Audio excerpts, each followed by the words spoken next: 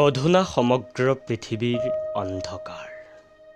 Corona নেচিনা virus সংক্ৰমিতত পৰিস্ফুট জনতা। সমানিশাৰ গৰাহত মানৱৰ হাহাকাৰ।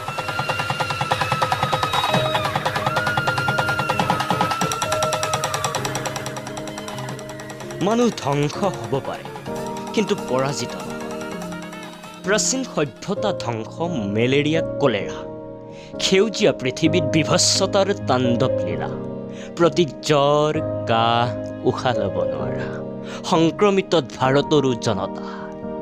কিজানিবা দৰিদ্ৰ নিৰ্মূলৰ ব্যৱস্থা, নহ'লেতো ই বায়'লজিকেল অস্ত্ৰ, চীনা ভাইৰাছ কৰোনা।